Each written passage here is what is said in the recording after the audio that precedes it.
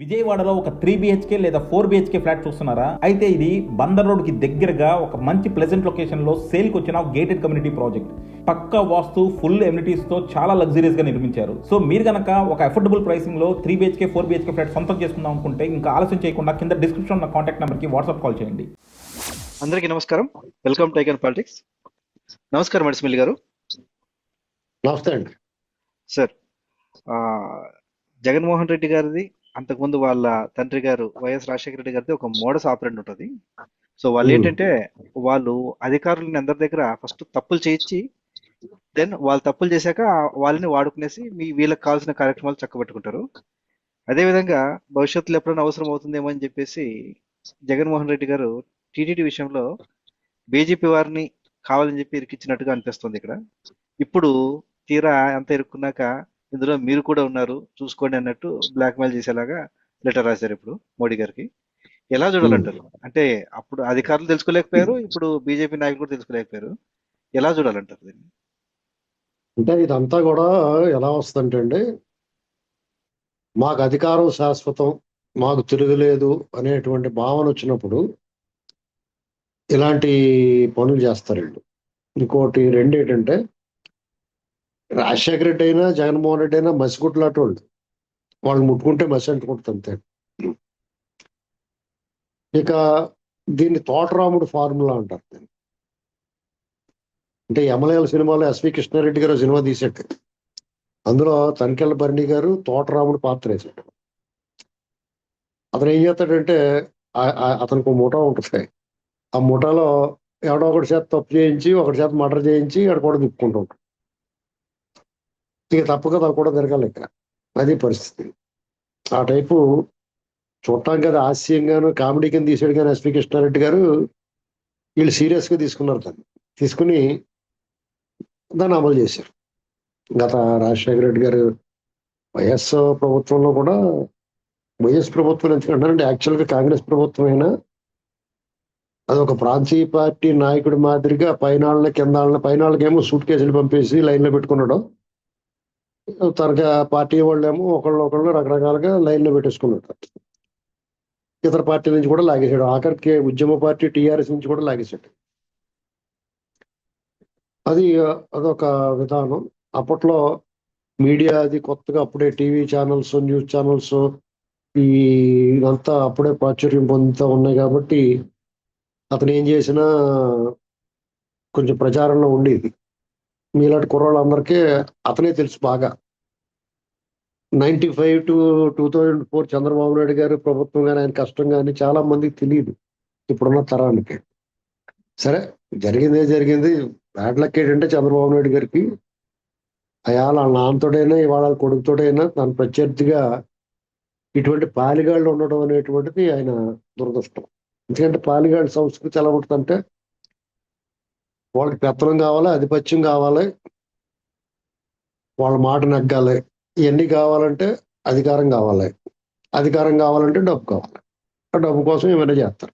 ఇది వాళ్ళ flow chart అంటారు దీన్ని. దాని ప్రకారం వాళ్ళు నడుస్తారు. మరి ఈ క్రమంలో కొంతమందిని దుకాణం సర్దించి పైకి పంపిస్తారు. వాళ్ళకి అడ్డం ఉన్నవాడు ఆ డబ్బు సంపాదించి మార్గంలో అడ్డం వస్తాడో ఆ గన్నులు దోచుకోవడానికి వీలు కాదని పటేల్ రవీంద్ర గారిని సర్దిచ్చేశారు, దారుణంగా చంపేశారు. కారణం ఏంటి? యాక్చువల్గా పటేల్ రవీంద్ర గారికి రాజశేఖర రెడ్డి గారికి మంచి సఖ్యతే ఉంటుంది. ఎందుకంటే రాజశేఖర రెడ్డి వాళ్ళ నాన్న వైఎస్ రాజారెడ్డి జేసీ దివాకర్ రెడ్డి వాళ్ళతో ఉన్న విభేదాల వల్ల పటేల్ రవీంద్ర గారితో సఖ్యంగా ఉండేవాడు. 94 ఎన్నికల్లో అయితే మైసూరారెడ్డిని ఓడించాలని అక్కడ ఆ జెండా కట్టు, తెలుగుదేశం జెండా కట్టు తిరిగాడు వాళ్ళ జీప్కి వైఎస్ రాజారెడ్డి. అంటే అలా ఉంటాయి వర్గం. పార్టీలకు అతీతంగా వాళ్ళ ప్రత్యర్థులను మట్టి కనిపించడానికి ప్రయత్నం చేస్తారు. అలాగే జేసీ దివాకర్ రెడ్డి గారిని వాళ్ళని అదుపు చేయడానికి పరిటాల రవీంద్ర గారితో సఖ్యంగా ఉండి కూడా వాళ్ళ మధ్య బాగానే ఉండే సంబంధాలు. పరిటాల రవీంద్ర గారికి అక్కడ కర్ణాటక బోర్డర్లో చిక్కబళ్ళాపూర్ ఆ ఏరియా అంతా కూడా మంచి పట్టు ఉంది ఆయనకి. ఆంధ్ర బోర్డర్, కర్ణాటక బోర్డర్ చుట్టుపక్కల ఏరియాలో ఆంధ్రాలోనే కాకుండా కర్ణాటకలో కూడా ఆయనకి మంచి పట్టు ఉండేది. కాబట్టి అప్పుడు గాలి జనార్దన్ రెడ్డి ఆ గనులు తవ్వుకుని పోవాలంటే, ఓబులాపురం గనులు తవ్వుకు పోవాలంటే పట్టెల రవీంద్ర అడ్డంగా ఉంటాడు. అందుకని ఆయన్ని తప్పించాల. కాబట్టి ఇక తమ్ముడు తనవాడైనా పేకాట అన్నట్టుగా ఆ వ్యాపారానికి అడ్డం ఉన్నాడని ఆయన పంపించేశారు. ఆ లింకులో తప్పించుకోవడానికి ఆ లింకులో మటర్లు చేసిన వాళ్ళందరినీ అందులో బాగా పాత్రధారులు అందరినీ ఒక్కొక్కళ్ళు మాయం చేశారు. ఇది వాళ్ళ మోడస్ ఆపరండి. సేమ్ వీళ్ళ అధికారంలో జగన్మోహన్ రెడ్డి అధికారంలోకి వచ్చినారు. ఎత్తనం ఒకటి అయితే చెట్టు ఒకటి రాదు కదా, వాళ్ళ బాబులాగా అతను మొదలెట్టాడు ఇక్కడ. అయితే ఇక్కడ వాళ్ళ బాబాయ్ మర్డర్ కేసులో దస్తగిరి అన్నవాడు జాగ్రత్తగా స్టేట్మెంట్లు ఇచ్చేసి న్యాయమూర్తి ముందు వాంగ్మూలం ఇచ్చేసి అతను సేఫ్ అయ్యాడు. లేదంటే అతను ఎప్పుడో సర్దేసుకుంది. ఇలాంటి వ్యవహారంలో వాళ్ళు ఏం చేస్తారంటే వీలున్నంత వరకు వాళ్ళ చేతి మట్టి అంటకుండా చాలా మందిని ఇన్వాల్వ్ చేస్తారు ఇందులో. వాళ్ళు కూడా రకరకాల కారణాలతో వీళ్ళకి పనిచేయాల్సిన పరిస్థితి కల్పిస్తారు. ఒకళ్ళు పదోన్నతుల కోసమో, కొంతమంది డబ్బు కోసమో, కొంతమంది అవతల వాళ్ళ మీద ఉన్న దొబ్బుతేలతో వీళ్ళు దగ్గర అవటమో, ఇలాంటివన్నీ జరుగుతూ ఉంటాయి. ఆ క్రమంలో బీజేపీ చంద్రబాబు నాయుడు గారి మీద ఉన్న వైరుధ్యం వల్ల వీళ్ళకి దగ్గరైంది. ఇతను ఎంకరేజ్ చేశారు. 19 ముందు 17 మధ్య నుంచి 2017 మధ్య నుంచి 19 ఇంచుమించు మొన్నటి దాకా చంద్రబాబు నాయుడు గారు అరెస్ట్ అయిన ఈ కరెక్ట్గా సంవత్సరం క్రితం ఈ రోజుల దాకా కూడా అతనితోటే ఉన్నారండి. ప్రత్యక్షంగా లోకల్గా ఉన్న సోమవీర్రాజు అలాంటి వాళ్ళు మాట్లాడేవారు, జీవీఎల్ నరసింహారావు అలాంటి వాళ్ళు. పరోక్షంగా వీళ్ళు పైనుంచి గుమ్మనంగా కావాల్సిన సహాయం అందించారు. ఇతని కేసుల్లో లోపలికి వెళ్ళిపోకుండా మ్యాక్సిమం వాళ్ళ తాలూకు మొత్తం శక్తియుక్తులని దారబోసి ఇతను కాపాడారు. ఆ క్రమంలో ఇతను అధికారంలోకి వచ్చినప్పుడు వాళ్ళకి కావాల్సిన విధంగా కొన్ని ఫేవర్స్ ఇతను కూడా చేసి పెట్టాడు. అదానికి పోర్ట్లు కట్టపెట్టాడు, లేకపోతే స్టీల్ ప్లాంట్ విషయంలో దొబ్బు తినేడా మీకేయడని తనది కాకపోతే చాటికి ఎదురెక్కమంటారు కదా. ఏ అమూల్ మిల్క్ ఇలాంటివన్నీ రకరకాల ఇక్కడ ప్రమోట్ చేయటం, అమూల్ మిల్క్ని ఇక్కడ ఉన్న లోకల్ డైరీలను పాడు చేసేయటం, ఇబ్బంది పెట్టేయటం. ఆ క్రమంలో తిరుపతి దాకా పోయింది. తిరుపతి బోర్డులో, టీడీటీ బోర్డులో అసలు సుబ్బారెడ్డికి ఇవ్వటం తన సొంత మనిషికి, అది కేవలం ఇది నువ్వు తీసుకొని నువ్వు వాడేసుకో అన్నట్టుగా ఇచ్చేసి. వాళ్ళందరూ కూడా ఎలాంటి గ్యాంగ్ అంటే అసలు సంబంధం లేదండి వాళ్ళకి. ఈ దేవస్థానాలకు వాళ్ళు ఒకవేళ ఇతను ఇచ్చిన మాకు వద్దే బాబు అని చెప్పాలండి. పాపాత్ములు కాబట్టి వాళ్ళు ఆ నిర్వహణ బాధ్యత, ఆ ధర్మకర్తల బాధ్యత తీసేసుకున్నారు. వాళ్ళు ఇష్టారాజ్యంగా చేసి పడేస్తారు. ఇక్కడ ఉభయతారకం వాళ్ళకి. ఒకటి ఆదాయ వనరు, 2 వాళ్ళ ప్రతిష్ట పెంచుకోవడం, అలాగే తిరుపతి దేవస్థానం ప్రతిష్ట దిగజార్చడం. ఇలాంటి అన్ని మల్టిపుల్ బెనిఫిట్స్ ఉంటాయి వాళ్ళకి. దాన్ని చాలా విజయవంతంగా చేశారు. కానీ తిరుపతి దేవస్థానం ప్రతిష్టని, ప్రాశస్త్యాన్ని వీళ్ళు తగ్గించడానికి ప్రయత్నం చేస్తారు. కానీ ఏమీ తగ్గదని నుంచి కూడా వీళ్ళు చేస్తారు ప్రయత్నం, అంతే. ఇలాంటి పరిస్థితుల్లో ఇప్పుడు ప్రభుత్వం మారింది. వాళ్ళు చేసిన పాపాలు పండి, ఆ పాపాలు పండిన తర్వాత ఎవడ ఆపుతాడు? పైగా జనాగ్రహానికి గురయ్యాడు, దైవాగ్రహానికి గురయ్యాడు. ఇలాంటివన్నీ గురైనడు ఎట్టి పరిస్థితుల్లోనూ రాజుగా ఉండలేడు. అతని అధికారం అంతమైపోయింది. అధికారం అంతమైపోయిన తర్వాత ఇప్పుడు వచ్చిన కూటమి ప్రభుత్వంలో బీజేపీ కూడా ఉంది. పైన ఎన్డీఏ ప్రభుత్వం, కింద ఎన్డీఏ ప్రభుత్వం. ఇలాంటప్పుడు అతను డెఫినెట్గా ఎంతో కొంత కనిపించిన అదృశ్యంగా ఒక రక్షణ కవచం అతనికి అలాగే ఉంది. ఇంకా ఇక్కడ తప్పని పరిస్థితుల్లో యాక్చువల్గా ఈ పార్టీకి జైల్లో ఉండాలి అందరూ. వాళ్ళ క్యాబినెట్ జగన్మోహన్ రెడ్డి క్యాబినెట్, ఈ తిరుపతి దేవస్థానం, లేకపోతే వివిధ కార్పొరేషన్లో అతని దగ్గర పనిచేసిన కొంతమంది అధికారులు అసలు జైల్లో కూర్చుని అక్కడి నుంచి వాయిదాలు తిరుగుతూ ఉండాలి. కానీ చంద్రబాబు నాయుడు గారి ప్రభుత్వం ఈయన ఏం చేస్తున్నారంటే ఆచితూచి జాగ్రత్తగా కేసులు వాళ్ళు ఎస్టాబ్లిష్ చేసి మాత్రమే వాళ్ళ మీద చర్యలు తీసుకోవడానికి ప్రయత్నం చేస్తున్నారు. ఆ క్రమంలో ఇలా చేస్తారని తెలిసి ఒకవేళ ప్రభుత్వం సరిగ్గా హ్యాండిల్ చేయలేకపోయినా, కొంచెం ఉదాసీనంగా వ్యవహరించిన జనం లేకపోతే ఆ పార్టీలు కేడర్ తిరగబడి కొట్టేస్తారేమో అన్న ఉద్దేశంతో వీళ్ళు ఏం చేయకుండానే ఢిల్లీ వెళ్ళిపోయి అంత లొల్లి చేసి ఏంటి మమ్మల్ని ఎందుకు చేస్తున్నారు, అరాచకం చేస్తున్నారు ఈ ప్రభుత్వం, రాష్ట్రపతి ప్రభుత్వం ఏంటి ముందే చూడండి, ఏమన్నా కొట్టి ముందు చిన్నపిల్లలు బేరమని ఏడ్చేస్తారు, బింబీలు ఎత్తిపోతాం మనం కొట్టడానికి భయం వేద్దాం, అలాగనమాట. ఇలా చేసేటప్పటికి నిజంగానే వీళ్ళు ఎందుకు వచ్చిన కూడా బాబుని ఆగుంటారు వీడితోటి. అయితే పర్ఫెక్ట్ గా ఆధారాలు దొరికిన తర్వాత మొదలెట్టారు. అక్కడ జత్వానీ కేసు కానీ, ఆ నందిగం సురేష్ విషయంలో కానీ, ఇప్పుడు తిరుమల తిరుపతి దేవస్థానం విషయంలో కానీ, రేపు రఘురామకృష్ణరాజు గారి విషయం కానీ, ఇక వరుసగా 1 by 1 ఇంకేళ్ళు తప్పించుకోలేరు. ఆ పైన ఉన్నవాడు ఎవడో కూడా కాపాడలేడు. పైన ఉన్నవాడు ఇతని గురించి మాట్లాడడానికి కానీ, ఇతనితో సాంగత్యం నడపడానికి కానీ, అదృశ్యంగానైనా రహస్యంగానైనా సరే సాంగత్యం నడపడానికి కానీ సాహసం చేయలేని విధంగా చంద్రబాబు నాయుడు గారు తిరుమల విషయం బయట తీసుకొచ్చారు.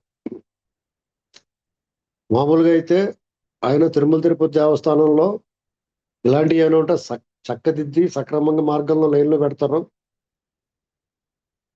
వీళ్ళ విషయంలో వాళ్ళ పాపాలు వాళ్ళే పోతారని వదిలేస్తాడు మామూలుగా అయితే. కానీ ఈ పావును పూర్తిగా చంపాలి, లేదంటే ఎప్పటికైనా ప్రమాదం అనుకున్నాడేమో. మరి వీడి విషయం ప్రపంచానికి తెలియజేసాడు. ఎంత దుర్మార్గం చేశారు. అసలు మీకు లడ్డూలో ఈ కల్తీ అనేటువంటిది ఒక పార్ట్. అసలు ఇక రేపు నుంచి రోజుకో రకంగా బయటకు వస్తాయండి అన్ని. మీరు చాలా ఇంపార్టెంట్ పరకామణి అంటే దేవదేవుడికి భక్తులు సమర్పించిన కానుకలు, నగదు ఇవన్నీ లెక్కిస్తారు. మీరు దర్శనం చేసుకున్న తర్వాత స్వామివారిని దర్శనం చేసుకుని వస్తుంటే ఎడం చేతి పక్కన వెనకాల కార్నర్లో ఆ పరకామణి ఉంటుందండి. మన అందరికీ కనిపిస్తూ ఉంటుంది. అక్కడ లెక్కిస్తూ ఉంటారు డబ్బు. ఏట్లకి అవి విడదీసి ఆ డబ్బు లెక్కిస్తా కొంతమంది భక్తులను కూడా అక్కడ ప్రత్యక్ష సాక్షులుగా పెడతా ఉంటారు. ఇది తరాలుగా జరుగుతుంది. అది ఇప్పుడు పరకామణి ఎక్కడ ఉందండి? ఎక్కడ తీసుకెళ్లారు దాన్ని? అక్కడి నుంచి ఎక్కడ తరలించారు? దాని మీద నిఘా ఎవరు చేస్తున్నారో? భక్తుల తాలూకా అక్కడ ఆ విజిలెన్స్ ఉందా? భక్తుల పర్యవేక్షణ ఉందా? భక్తులకి ఏమైనా తెలుస్తుందా ఏంటి అనేటువంటి తెలియదు. ఇప్పుడు అది వస్తుంది బయటకు. ఈ విజిలెన్స్, ఇంటెలిజెన్స్ వాళ్ళు రిపోర్టులు ఆధారంగా విజిలెన్స్ దర్యాప్తు చేసి విచారణ మొదలు పెడతారు. అప్పుడు అందరూ దొంగలే అని తేలుతుంది అన్నమాట. ఈ లోపల ఈ కరుణాకర్ రెడ్డి వచ్చి ప్రమాణకాలు చేస్తాడు, దొంగ ప్రమాణకాలు. నీ ప్రమాణకి ఎవరు నమ్ముతాడే? నువ్వు పరమ నాస్తికుడు, వెంకటేశ్వర స్వామి ఒక నల్ల రాయి అని చెప్పాడు అతను. అసలు వీళ్ళు మరీ దారుణమైన ఇదేంటంటే వెంకటేశ్వర స్వామి స్త్రీ రూపం అని కూడా చెప్పారు వీళ్ళు. రాజశేఖర రెడ్డి ప్రభుత్వం ఉన్నప్పుడు చాలా దారుణంగా అసలు ఒక వివాదం చేసేసారు. కొండ మీద అన్య మతస్థుల ప్రచారం కూడా చేసేసారు. ఆ ధైర్యం సాహసం ఎందుకు వచ్చింది? వీళ్ళు మనోళ్లే ఉన్నారు పైన అనేటువంటి ఇది కాకపోతే 2 కొండలు చాలు ఇలాంటి మాటలు అంటే హృదయాలు గుచ్చుకునేలాగా, అంటే మనోభావాలని ఏమాత్రం జంకు గొంకు లేకుండా బరి తెగించి మాట్లాడేవారు వీళ్ళే మాట్లాడేవారు. అలాగా జగన్మోహన్ రెడ్డి ఇప్పుడు ఎలా ఉంటుంది చూడండి. జగన్మోహన్ రెడ్డి డిక్లరేషన్ సంతకం పెట్టలేదంటే జగన్మోహన్ రెడ్డి చెప్పాలి సమాధానం. కానీ కుక్క నోట్లో కర్ర పెట్టినప్పుడు మురుగుతూ చూసి అలా మురిగి కూడా ఒకడు కొడాలని అని ఆడు మాట్లాడతాడు. ఇంకో దారికి ఇంకోడు మాట్లాడతాడు. అసలు ఇలాగా వీళ్ళు దుర్గమ్మ గుడిలో వెండి సింహాలు మాయమైపోయినాయి అంటే దానికి సమాధానం కొడాలని చెప్తారు. రథాలు తగలడిపోయినాయి అంటే ఆడు చెప్తాడు. అసలు చాలా దారుణం అండి. ఎంత దారుణం అంటే అసలు వీళ్ళు ఎంత ఈజీగా తీసుకున్నారంటే హిందువులు పరమత సహనంతో ఉంటారో, చిన్న చిన్న వాటికి రెచ్చిపోరో, అందులో దక్షిణాదిన ఈ రకమైన భావావేశం ఉండదో అనేటువంటిది వాళ్ళు అనుకున్నారు. వీళ్ళు ఏం చేస్తారంటే దక్షిణాదిని వీళ్ళు తమ ప్రభావాన్ని చూపగలరు, అప్పుడు మాత్రమే చూపిస్తారు. మిగతా అప్పుడు ఊరికే గొంతులేయరు. ఇది వాళ్ళు ఈ అంచనా వేయడంలో పొరపాటు పడతారు. అందుకనే ఊడ్చాతలు పడేస్తారు. ఇక ఇప్పటికీ తనకి మద్దతు ఉంది కదా, డెఫినెట్గా మద్దతు ఉంటుంది. ఎందుకంటే జగన్మోహన్ రెడ్డి లాంటి లైక్ మైండెడ్ సేమ్ అలాగే ఆలోచించే అదొక వ్యాధి అని చెప్పాను నేను. జగన్మోహన్ రెడ్డి అనేటువంటి వాడు ఒక వ్యాధి, రోగం. ఆ రోగ లక్షణాలు ఉన్న వాళ్ళందరూ కూడా అలాగే మాట్లాడతారు. ఇప్పటికే మాట్లాడుతున్నారు. ఐవైఆర్ కృష్ణారావు ఇప్పుడు ఉండవెళ్ళి మాట్లాడుతున్నాడు. నాకన్నా పెద్ద హిందువు అంటున్నాడు సుబ్బారెడ్డి. నీకన్నా పెద్ద హిందువు అని నిన్ను ఏమన్నా అడిగాడు ఎవడన్నా? వాళ్ళు నువ్వు హిందువా కాదో మాకేం తెలుసు. జన్మతా హిందువు కాదు ఏంటండి. ఇప్పుడు హిందువుగా జన్మిస్తేనే హిందువు కాదు, ఆచరిస్తేనే హిందూ. ఇది గుర్తుపెట్టుకోవాలి. ఆచరణ ప్రధానం, జన్మ ప్రధానం కాదండి, ఆచరణ ప్రధానం. ఇతను ఇలాంటివన్నీ జగన్మోహన్ రెడ్డికి చీమ కొడితే వాళ్ళకి పాము కుట్టినట్టు ఉంటుంది వీళ్ళందరికీ. ఆ ప్రేమాభిమానాలు ఎందుకు వచ్చినాయో తెలియదు. ఎందుకంటే ఆ నికృష్టపు బతికి కంటే ఎందుకో అలా అర్థం అవట్లేదు. ఆ జన్మకి ఏంటో అర్థం అవట్లా. ఇంత అరాచకం చేసి, జాతి ద్రోహం చేసి, తెలుగు జాతిని అదములుగా మార్చేసి, పరువు ప్రతిష్ట దేశవ్యాప్తంగా ప్రపంచవ్యాప్తంగా పరువు తీసేసి తన పరిపాలనతో ప్రజలను పీడించుకు తిని అరాచకం అవినీతిలో అగ్రస్థానంలో ఉండి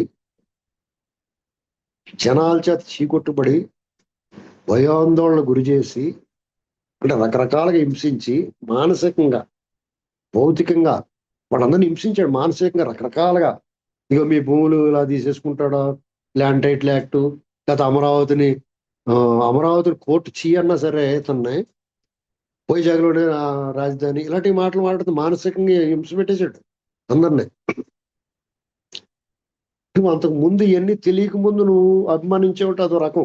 మాలాటోళ్ళకి ఇటు దొంగోడని ఎప్పుడో తెలుసు. అసలు ఈ రాక్షసుడు పాలిగాడు, వీళ్ళ మూఢ సాప్రాణి అంతా మాకు ఎప్పుడూ అవగాహన ఉంది. కానీ చాలా మందికి ఇతను ప్రత్యక్షంగా అనుభవిస్తేనే కానీ తెలుసుకోలేకపోయారు. ఇవన్నీ తెలిసిన తర్వాత కూడా ఇంకా సమర్థిస్తున్న ఐబయ్యారు లేకపోతే ప్రొఫెసర్లో లేకపోతే ఉండవిల్లాంటి వాళ్ళని మనం ఏం చేయాలి? ఈ సమాజం వాళ్ళ పట్ల ఎలా వ్యవహరించాలి అది గుర్తుపెట్టుకోవాలి అందరూ. ఎందుకంటే చాలా ప్రమాదం వీళ్ళు. యాంటీ సోషల్ ఎలిమెంట్స్ అండి వీళ్ళంతా, సంఘ వ్యతిరేక శక్తులు వీళ్ళు. మానవుడు సంఘజీవి, నలుగురితో కలిసి బతకాలనుకుంటాడు. అలా బతకాలనుకున్నప్పుడు ఇటువంటి నీచులతోటి కలిసి బతకాలంటే చాలా కష్టం. మనకి ఎప్పుడు ఏ ప్రమాదం ఉంటుందో తెలియదు. సైకో బ్యాచ్ వీళ్ళంతా. అంటే ఒక్కొక్కడు సైకోతానం బయటికి కనపడితే, ఒక్కొక్కడు జగన్మోహన్ రెడ్డిలా ఉంటాడు, ఒక్కొక్కడు ఉండవిల్లా ఉంటాడు, అంటే తెలియకుండా. మరి బీజేపీ వాళ్ళు మరి తగిన శిక్ష అనుభవించాల్సిందే. వాళ్ళు తగులుకుంది ఇప్పుడు ఎంకిపల్లి సుబ్బు చావుకు వచ్చినట్టు ఉంటుంది వాళ్ళకి. ఎందుకంటే అందుకని అంటారు పెద్దలు, దుష్ట జన సాంగత్యము శిష్ట జన సాంగత్యము. సజ్జన సాంగత్యం ఉండాల. సజ్జన సాంగత్యం ఉంటే ఆ ఫ్లేవర్ మనకు అంటుకుంటుంది, ఆ మంచితనం పద్ధతి. ఇప్పుడు సపోజ్ మీరు గరికపాటి నరసింహారావు గారు వెళ్తూ 10 రోజులు తిరిగారని కూడా ఒక మంచి భావన, మనసు ప్రశాంతంగా ఉండి ఆయన మాట్లాడే ప్రవచనాలు వింటుంటే మనసు మైండ్ చేంజ్ అయ్యి కొద్దిగా పాజిటివ్గా ఆలోచిస్తారో ప్రశాంతంగా ఉంటుంది. అదే జగన్మోహన్ రెడ్డి మాటలు వింటున్నారు అనుకోండి మీరు, రోజున ఆ ప్రెస్ మీట్లో పెట్టుకుంటే ఉన్న మతి చెడిపోతుంది. ఈ ఉండవల్లి ఇలాంటి మాట్లాడి అంటుంటే. అందుకని పెద్దలు ఏం చెప్తారంటే సజ్జన సాంగత్యం చేయండిరా బాబు అంట. ఎందుకంటే 6 నెలలు సావాసం చేస్తే వారు వీరవుతారంట. అదే దుష్టజన సాంగత్యం అనుకోండి, వాళ్ళ దొంగోళ్ళు దుర్మార్గులు ఇలా అయిపోతారు, సైకిల్ కింద మారిపోతారు. చిన్నప్పుడు చూడండి, మన స్కూల్లోకి వెళ్ళినప్పుడు కట్ట మంచివాడితో జతపట్టు, పలానా వాడు మంచివాడు బాగా చదువుకుంటున్నాడు, ఆడితో జతగా ఆడితో స్నేహం చేయని చెప్తారు మన తల్లిదండ్రులు. ఎవడన్నా పోరం పోగేదవా స్కూల్కి అబ్బుట్టివాడు అల్లరి చల్లరిగా తిరిగి కూడా ఉన్నాడు అనుకోండి, ఆడితో తిరక్కరా బాబు అని చెప్తారు కదా. మనకు అందరికి చెప్పేవారు చూసారా మా చిన్నప్పుడు. ఇది పెద్ద ఎవరికీ తెలియని రాకెట్ విజ్ఞానం ఏం కాదండి. మన చిన్నప్పటి నుంచి మనకు చెప్పారు పెద్దలు. దాన్ని ఆచరించడంలో విఫలమైతే ఈ జగన్మోహన్ రెడ్డి అని గ్యాంగ్లో తయారవుతాం. దాన్ని ఆచరిస్తే ఈ చంద్రబాబు నాయుడు గారు ఇలాంటి వాళ్ళు కొంచెం మంచి వాళ్ళతోటి అలాంటి వాళ్ళ భావజాలాన్ని నేను ఒంటి పట్టించుకుంటే వాళ్ళు ఎంతసేపు ఏం చెప్తారు చంద్రబాబు గారు? జనము జలము, ప్రజలే ముందు, మీ భవిష్యత్తుకి నాది భరోసా, ఉపాధి, సంపద సృష్టి, అభివృద్ధి, పెట్టుబడి తీసుకురావటం, ఆ పాజిటివ్నెస్ వస్తుంది ఆయనతో ఉంటే, ఆయన భావజాలం వింటే, ఆయన మాటలు వింటే. నీకు ఆ ముద్రా చిప్పలా ఉన్నవాడు కూడా ఆలోచన చేస్తాడు. ఇచ్చుటలో ఉన్న ఆనందాన్ని పొందుతాడు.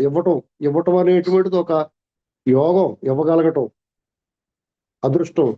అందులో వచ్చే హాయి అనుభవిస్తే అది ఒక వ్యసనంగా మారితే మీ అంత గొప్పవాడు ఉండడం. ఇచ్చుటలో ఉన్న హాయి వేరెచ్చటను లేదు అనడం ఒక సినీ కవి. దాన్ని అనుభవించడం నేర్చుకోవాలా. అంతేగాని లాగేసుకోవడం, దొబ్బేయటం. తనకు తరాలు సరిపడగా ఉన్న జగన్మోహన్ రెడ్డికి ఏ లోటండి అతనికి? కుమ్మేయాడు కదా, అయినా మళ్ళీ అధికారంలోకి వచ్చి ఇంకా కుమ్మేసుకోవడం తప్పు కదా. ఇది దేవుడి సొమ్ము కూడా కొట్టేటు. మీకు తిరుమల తిరుపతి దేవస్థానంలో జరిగిన అగత్యాలు, దుర్మార్గాలు, ఘోరాలు ఒక్కొక్కటి బయటకు వస్తాయి. దిగ్భ్రాంతి గురవుతారు మీరు. భక్తుల మనోభావాలు దారుణంగా దెబ్బతినిపోతాయి. చాలా జాగ్రత్తగా, ఇప్పుడు చాలా సెన్సిటివ్ మ్యాటర్స్ ఇవన్నీ. అందరూ సంయమనం పాటించాల్సిన పరిస్థితి వస్తుంది. మాలాటోళ్ళని కూడా ఎందుకు వదిలేర్రా వీళ్ళు కొట్టండ్రా అన్న వాళ్ళని కూడా కంగారు పడకండి, సంయమనం పాటించండి. ప్రభుత్వం శిక్షిస్తుంది, దేవుడు శిక్షిస్తాడు. వీళ్ళు ప్రభుత్వాల ఈ న్యాయస్థానాల నుంచి తప్పించుకోలేరు, దైవం నుంచి కూడా తప్పించుకోలేరు. కాబట్టి మీరు కంగారు పట్టకండి అని చెప్పాల్సిన పరిస్థితులు రాబోతున్నాయి కొద్ది రోజుల్లో. కాబట్టి బీజేపీ అగ్రనాయకత్వం ఒకసారి ఆలోచించుకోవాలి. ఇలాగ దైవద్రోహం, దైవదూషణ, దుర్మార్గాలు చేసిన వాళ్ళని, వాళ్ళతో మీరు గతంలో చేసిన సాంగత్యానికి మీరు పరిహారం చేసుకోవాలా, ప్రాయశ్చిత్తం చేసుకోవాలి. ఇప్పుడు పవన్ కళ్యాణ్ గారు చేస్తున్నాడు చూడండి, దీక్ష, దుర్గమ్మ గుడిమెట్లన్నీ కడిగేస్తున్నాడు ఇప్పుడు ఆయన. అలాగే వీళ్ళు కూడా చేసుకోవాలా. ఆయన ఏం తప్పు చేయకపోయినా చేస్తున్నాడు. ఒకవేళ బీజేపీ తోటి ఉన్నాను, బీజేపీ వాళ్ళు వీటితో ఉన్నారు కదా ఇంతకు ముందు, ఆ పాపం నాకు కూడా అంటుకుంటామని చేస్తున్నాడేమో కూడా తెలియదు. ఇప్పుడు టీడీపీ వాళ్ళు కూడా చేయాలి, ఎందుకంటే బీజేపీతో కలిసి ఉన్నాను. అంతకుముందు కలిసి ఉన్నారు, ఇప్పుడు కలిసి ఉన్నారు. బీజేపీ వాళ్ళు అయితే చాలా స్వచ్ఛందంగా చేయాలి. వాళ్ళు ఎవరిని ముసిగేసి కప్పెట్టలేరు. ఎందుకంటే వాళ్ళకే జగన్మోహన్ రెడ్డికి ఉన్న సంబంధాలు ఇప్పుడు ఉన్నాయో లేవో తెలియదు పూర్తిగా, ఇప్పటికీ కూడా ఉన్నాయని అందరూ అనుమానం. గతంలో అయితే చాలా చక్కని బంధం వాళ్ళకి, చక్కని బంధం వాళ్ళ దృష్టిలో. కాబట్టి వాళ్ళు మీరు రికమెండ్ చేసిన వాళ్ళే కదా మేము ఇక్కడ పెట్టుకున్నాం, ఆ పాపంలో మీకు ఓటా ఉందని అంటాడు. రేపో మాపో అదిగో మీకు కూడా ఈ డబ్బులు పంపాను కదా అన్న అంటాడు. అవన్నీ చాలా ప్రమాదం, చూసుకోవాలి. ఇలాంటి నోరు మూయించి లోపలేసేస్తే ప్రజలకు ఉపశమనం కలుగుద్ది. మీరు సైలెంట్గా అన్ని గుళ్ళు తిరిగేసి ప్రాయశ్చిత్తాలు చేసుకోండి, ఇంతే. ఇంతకన్నా మనం ఏం చెప్పేది ఏముండదు. చాలా మంచి మాట చెప్పారు సార్. ఈరోజు అంటే మీరు చెప్పిన మనుషులకే పదవులు ఇచ్చాం కదా అన్నారు కదా. ఇలాగే ఉంటే, ఇలాగే వదిలేస్తే మాత్రం ఖచ్చితంగా మీకు సుట్ కేసులు ఇచ్చే చేశాం కదా, మేము చేసిన ఘోరాలన్నీ అని చెప్పేసి మీకు తెలిసే చేశాం కదా, మీకు చెప్పే చేశాం కదా అంటారు. కాబట్టి కాస్త కేంద్రంలో ఉన్న పెద్దలు ఆలోచించుకోవాలి, ఎవరికి సపోర్ట్ చేస్తున్నాము ఏంటనేసి. ఇక ఆ ప్రభుత్వమే చూసుకోవాలి. లేదంటే ఇప్పుడు ఈ కేసుని, అలాగే ఈ కేసుని సిబిఐ గట్రా కాకుండా త్వరితగతిన ఇక్కడ తేలేలా చూసుకోవాలని ఆశిద్దామని. ధన్యవాదాలు సార్.